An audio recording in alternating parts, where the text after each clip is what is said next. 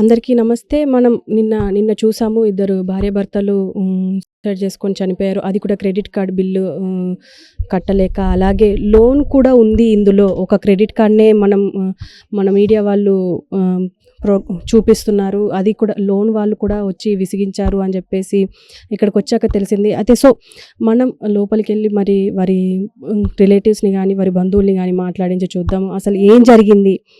అసలు ఇద్దరు కొడుకులు, చేతికొచ్చే కొడుకులున్నారు. ఇప్పుడు ప్రస్తుతం ఇంటర్, 10th పిల్లలున్నారు. వాళ్ళని కాదనుకొని ఇప్పుడు చనిపోయేంత వరకు వచ్చింది అంటే మరి ఏం జరిగింది అనేది మనం లోపలికెళ్ళి కనుక్కుందాం. రండి.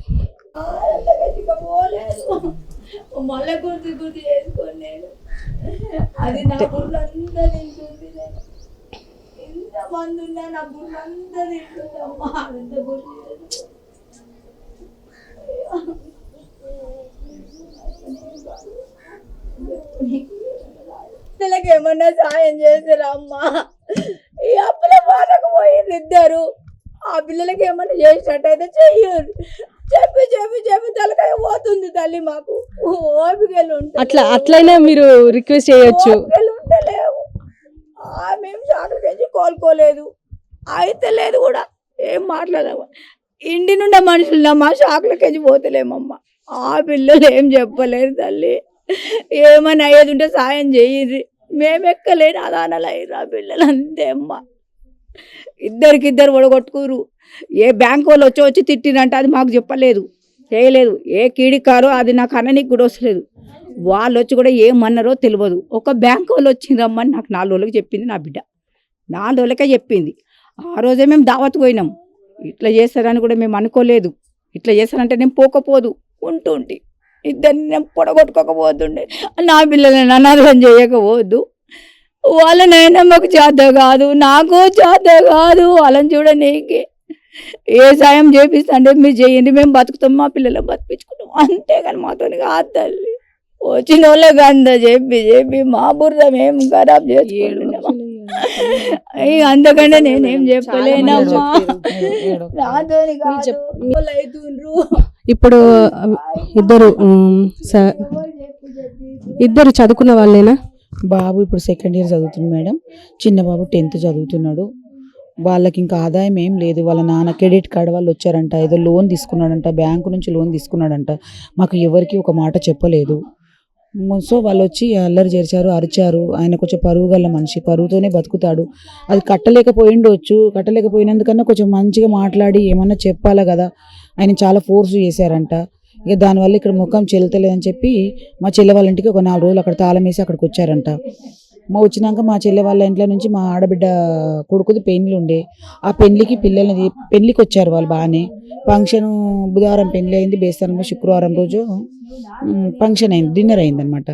డిన్నర్కి పిల్లల్ని మా చెల్లెని అక్కడ పంపించాక మేము కూడా వస్తాం, వెళ్ళమ్మా పిల్లల్ని తీసుకొని వెళ్ళు అని అన్నారంట. పిల్లల్ని తీసుకొని తను వచ్చినాక వీళ్ళు మళ్ళీ రాలేదని ఫోన్ చేస్తే మేము వస్తామమ్మా, మాకు కొంచెం కాలు నొప్పి ఉంది, లేట్ వస్తామని చెప్పారు. ఏదో అయిందంట. తర్వాత సరే ఇంక పిల్లల్ని, అమ్మ నువ్వు పొద్దున్న తీసుకొని రా పిల్లల్ని, ఇప్పుడు ఈరోజు రావద్దు అన్నారంట. ఆ రాత్రి ఇంకా వాళ్ళిద్దరూ ఇంకా చేసుకున్నారు. ఏం చేసుకున్నారో తెలియదు. ఫైజాన్ తాగారు.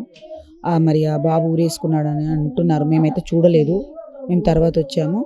ఇంకా వాళ్ళను తీసుకెళ్లారు. ఇంకా ఇలాగ అందరూ వచ్చి అడుగుతున్నారు. ఇక మేము అందరికి సమాధానం చెప్పలేము మేడం. మేము ఇంకా ఏ పని చేసేవాళ్ళు? ఆయన ఇది లోన్ తీసుకున్నాడు. కొన్ని రోజులు మేము తనకి బండి ఉండేది, డీసీఎం అనేది, ట్రాలీ ఆటో అని ఉండేది. అది కొన్ని రోజులు నడిపించాడు, తీసేసిన తర్వాత ఫోన్ల షాప్ అని పెట్టాడు, అది తీసేసాడు. అది నడుస్తలే అంతే తీసేసాక మళ్ళీ నూడిల్స్ బండి అని పెడతారు కదా మేడం, అది పెట్టాడు. ఇక అవి లాస్ అయ్యాయా ఏమయ్యాయా మాకు ఏం ఒక మాట ఎవరు చెప్పలేదు మేడం. ఇంత అప్పున్నా అని చెప్పలేదు, లోన్ తీసానని చెప్పలేదు, ఎవరికి చెప్పాడు. ఆయన చెప్తే బాగుండదు, నేను ఇన్సెంట్ అవుతానని అనుకుంటాడో ఏం చెప్పకుండా తనంత తను ఇక అది కట్టేవాడేమో. అది కూడా వాళ్ళు ఆ పరువు తీసే లోపల ఆయన తట్టుకోలేకపోయాడు. అది నా ఇజ్జత్ అంతా పోయింది, ఇంకా నేను ఎందుకు బతికే అనుకొని ఆలోచించుకొని పని చేశాడు అంతే. పిల్లలు ఎక్కడ చదువుకుంటారు?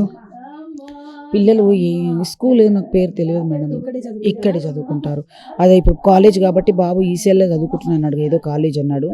బాబు మాత్రం ఇక్కడే స్కూల్లో చదువుకుంటున్నాడు. అంటే వీళ్ళ మదర్ ఏం చేసేది? ఇంట్లోనే ఉంటుండే. ఏం జాబ్ చేసేవాడు, తను ఒక్కడే చేసేవాడు, ఇంట్లోనే ఉండేవాడు. ఆమె ఇంట్లో ఉంటుంది, పిల్లల్ని చూసుకొని ఉంటుండే, తనే జాబ్ చేసుకుని అదే నూడిల్స్ బండి, ఫోన్ బండి అవి చేసుకుంటూనే నడిపించుకున్నాడు. ఈ లోన్లు ఎందుకు తీసుకున్నాడో తెలియదు మేడం. ఈ లోన్ల వల్లనే, కాకపోతే ఈ లోన్ల వల్లనే మా అల్లుడు చనిపోయాడు, మా అమ్మాయి చనిపోయింది, అల్లుడు చనిపోయాడు. లోన్ల వల్లనే చనిపోయాడు. ఇంకా ఏ ప్రాబ్లాలు లేవు వాళ్ళకు, గొడవలు లేవు, ఏ ప్రాబ్లాలు లేవు. ఈ లోన్తోనే ఎవరితోనే గొడవ, అసలు బస్తీలో ఉన్నారో లేరో అన్నట్టే ఉంటారు, కానీ ఏ గొడవలు లేవు.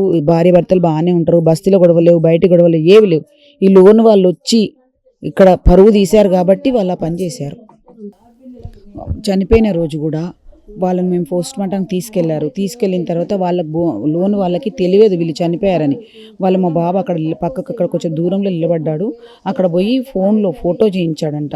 ఈయన పేరు సురేష్, ఇతడు ఇలా ఉంటాడు, ఎక్కడ ఉంటాడని అడిగితే మా కొడుకు ఏం చెప్పకుండా నేను ఇల్లు చూపిస్తాను ఇంటి దగ్గర తీసుకొచ్చి ఆయన కోప్పడ్డా. మీరు ఇట్లా ఇద్దరు మీరు ఒత్తిడి చేసే వల్ల మా బావ మా అక్క చనిపోయారు, మీకు లోన్ మేము కడతాం, మా అక్కని బావని మీరు తీసుకొచ్చి ఇస్తారా, మీరు ఇలా ఎంతమంది అంటే ఆయన ఏమంటే మేము వస్తేనే చనిపోయారా అని అడిగాడు. అడిగితే అవును మీరు ఇట్లా ఒత్తిడి చేస్తున్నారు కాబట్టి ఇంతకుముందు కూడా 3-4 వచ్చి చాలా ఘోరంగా మాట్లాడారు కదా, దానివల్లనే చనిపోయారు నడవని చెప్పి అప్పుడు పోలీసులను పిలిపి పోలీస్ స్టేషన్ పట్టించానండి. పోలీస్ స్టేషన్ పట్టించేసాం వాళ్ళని. ఇంకా వాళ్ళ ఐడి ప్రూఫ్ లేదంట వాళ్ళ దగ్గర, మరి అది నేను చూడలేదమ్మా. కొత్త వాళ్ళు ఎవరు వచ్చారో తెలియదు, కానీ వాళ్ళైతే వచ్చారు, మేము ఏడుపుల మీదనే ఉన్నాం కదమ్మా, మాకు ఏమీ తెలియదు, వాళ్ళు మగవాళ్ళు కాబట్టి మాట్లాడి పోలీస్ స్టేషన్లో పట్టించేశారు ఆయనని. ఐడియా ఉందో చెప్పారు ఎవరైనా? 2 సార్లు ఏమో వచ్చారని చెప్పారు. తర్వాతనే తెలిసింది, మాకు కూడా ఏమీ తెలియదు. తర్వాత ఫస్ట్ ఒకసారి వచ్చారంట, ఫోన్లు చేశారు, మాట్లాడారు, జవాబు ఇచ్చారు. ఇక లాస్ట్ టైము మరి సెకండ్ టైం తెలియదు, కానీ వాళ్ళు కొంచెం అరిచారంట. ఇక్కడ అరచడం వల్లనే వాళ్ళు ప్రాణం తీసుకున్నారు, దాంతో ఇంకేమీ లేదు. వాళ్ళు అందరు చుట్టుపక్కల వాళ్ళు విన్నారంట. ఆయనకి ఇంకా పరువు ఇది కాలే ఇంకా, ఎందుకంటే బాగా ఉంటాడు కదా, ఏంటి మనిషి ఇలా ఉన్నాడు కానీ అప్పు చేసుకున్నాడు ఆయన అన్నట్టు ఉంటుంది కదా, దానివల్ల ఆయనకు తట్టుకోలేక పని చేశాడు మేడం. అంటే సో చూశారు కదా, అంటే ఎంత చదువుకున్నప్పటికీ మనకు మినిమం అవగాహన లేకపోతే క్రెడిట్ కార్డులని లోన్లని తీసుకొని అవి కట్టలేని స్థితిలో, ఆ పరిస్థితుల్లో మళ్ళీ వాళ్ళ ఇంటి మీదకి వచ్చి ఇలా గందరగోళం చేయడము, గొడవ పడడము, నోటికొచ్చినట్టు తిట్టడము, ఇట్లాంటివి మనం ఎన్నో చూసినాం. ఇలా ఎన్ని కుటుంబాలు చెల్లాచెదురైనాయి. ఇప్పుడు ప్రస్తుతం శాతగాని అవ్వలకు ఇద్దరికి ఇప్పుడు ఇద్దరు మనమల్లని ఇచ్చేసి వాళ్ళు తల్లిదండ్రులు వెళ్ళిపోయారు. ఇప్పుడు వాళ్ళని ఎవరు చూడాలి అని చెప్పేసి పాపం దీన స్థితిలో వాళ్ళు ఉన్నారు. అంటే ఇప్పుడు అందరికీ తెలుసు ఆ క్రెడిట్ కార్డు వల్ల ఎంత యూజ్ ఉందో, ఎంత నష్టం ఉందో అని అందరికీ తెలుసు. కానీ తెలిసినప్పటికీ దాన్ని అనివార్య స్థితిలో మనము అది తీసుకుంటున్నాం, ఆ క్రెడిట్ కార్డ్ అనేది, అలాగే లోన్ అనేది. అది తీసుకున్నప్పుడు అది కట్టే పొజిషన్ ఉంటేనే తీసుకోవాలి అని చెప్పేసి చాలామంది అంటున్నారు. ఎందుకు అంటే ఇప్పుడు కుటుంబాలు చెల్లాచెదురయ్యి, ఇప్పుడు కుటుంబాలు పాడైపోతే మళ్ళీ తిరిగి రారు, చనిపోయిన వాళ్ళు మళ్ళీ వెనక్కి రారు, కానీ ఇక్కడ మిగిలిపోయిన వాళ్ళు మాత్రం అనాథలుగా మిగిలిపోవాల్సి వస్తుంది.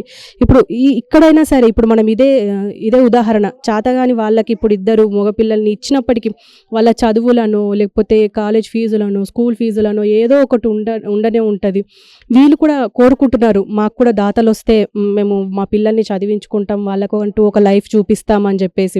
ఎందుకంటే వీళ్ళకి కూడా ఎంతమంది చుట్టాలు ఉన్నా కూడా ఆత్మాభిమానం అనేది ఒకటి అడ్డొస్తుంది. ఆ ఆత్మాభిమానంతోనే ఇప్పుడు వీళ్ళ తల్లిదండ్రులు ఉన్నారు. అది ఇప్పటికి ఇదే కాదు, చాలా జరిగాయి. తల్లిదండ్రులకు చెప్పలేక కొడుకులు, తల్లిదండ్రులకు చెప్పలేక కూతుళ్ళు, బిడ్డలకు చెప్పలేక తల్లిదండ్రులు, ఇలా ఎన్నో కేసులు చూస్తూనే ఉన్నాము.